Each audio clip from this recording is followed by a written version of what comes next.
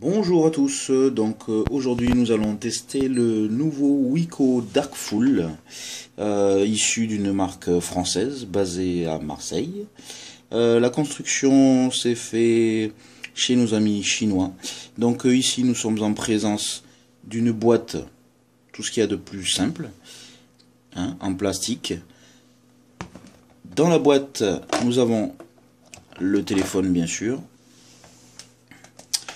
Nous avons la prise USB pour le branchement au PC ainsi que le chargement avec son adaptateur 220 watts. Nous avons le kit piéton. Ici, deux petits adaptateurs nano SIM et SIM. Voilà, qui nous permettent donc de mettre deux SIM dans l'appareil, puisque nous avons ici un appareil, ce qu'on appelle dual SIM. Les petites oreillettes de rechange. Et pour finir, la notice multilingue.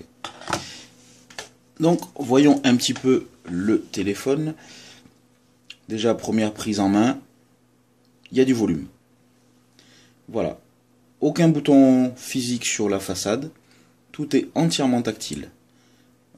Donc, un écran de 5 pouces. Avec sur la tranche droite, le bouton volume et le bouton power. Sur la tranche gauche, nous avons ici, alors est-ce qu'on le voit bien? Oui, ici, nous avons les deux tiroirs pour les deux cartes SIM. En haut, nous avons le haut-parleur, ainsi que la caméra frontale de 5 mégas. En dessous, nous avons le branchement pour les écouteurs, le kit main libre. Et du côté haut, ça sera le branchement de la prise USB. Sur l'arrière du téléphone, on peut voir en bas le haut-parleur lorsque vous l'utilisez en main libre.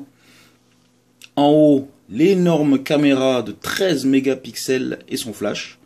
Bon, ils sont un petit peu placés un petit peu trop au bord, je trouve. Ce qui fait que lorsque vous l'avez bien en main, vous pouvez mettre les doigts dessus. Donc attention à bien nettoyer l'objectif avant de prendre vos photos. La coque ne s'ouvre pas. C'est un monobloc en métal. Donc pas de possibilité de mettre de carte SD supplémentaire, ni changer la batterie. Voilà. Donc, lorsqu'on allume le téléphone, voilà. Nous avons ici l'écran de veille avec le déverrouillage, avec le choix entre accès téléphone, accès appareil photo et le déverrouillage normal. Donc l'écran d'accueil qui accueille tout simplement les applications de base Android, puisque nous sommes ici en 4.2.1. Rien d'exceptionnel ici. Hop. Voilà. La fluidité est au rendez-vous. Nous sommes quand même en présence d'un quad-core cadencé à 1,5 Go. Dans les menus, on retrouve les menus Android de base. Et avec, on peut noter des jeux en natif. Voilà. Donc dans le descriptif écrit que je vous ai fait, on peut voir que les jeux ne sont pas toujours super fluides, malgré la puissance du téléphone. Mais bon, ce n'est pas là son point fort. Voilà. Ici, hop, on peut remarquer sur le clavier que nous avons deux boutons téléphone, donc SIM 1 et SIM 2, suivant lequel vous voulez utiliser. Donc vous pouvez passer de l'un à l'autre sans aucun souci. Vous pouvez avoir deux opérateurs différents. Le téléphone l'accepte parfaitement. Voilà. Donc on peut voir les commandes Wi-Fi, Bluetooth, GPS, etc. Au niveau de l'appareil photo, puisque c'est quand même un de ses points forts, le 13 mégapixels fait de bonnes photos. Il y a des réglages comme on le souhaite. Voilà. Hop. Voici les différents réglages.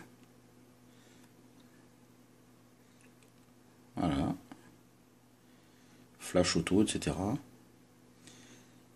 Avec une caméra frontale donc de 5 mégapixels. Voilà.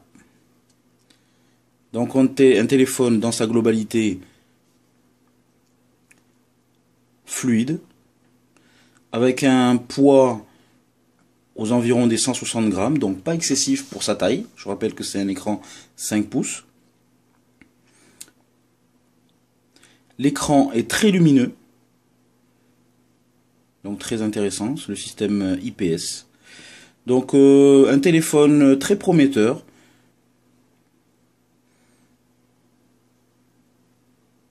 Qui n'est pas forcément au niveau des plus grands smartphones, mais néanmoins pourront satisfaire bon nombre d'entre nous qui veulent avoir un smartphone de grande taille, de qualité correcte au niveau de l'écran, et qui surtout a un prix très attractif, puisque nous sommes à environ un petit peu plus de 250 € le téléphone nu. Voilà. C'était un test de Wiko Mobile par Feed. Alors à bientôt.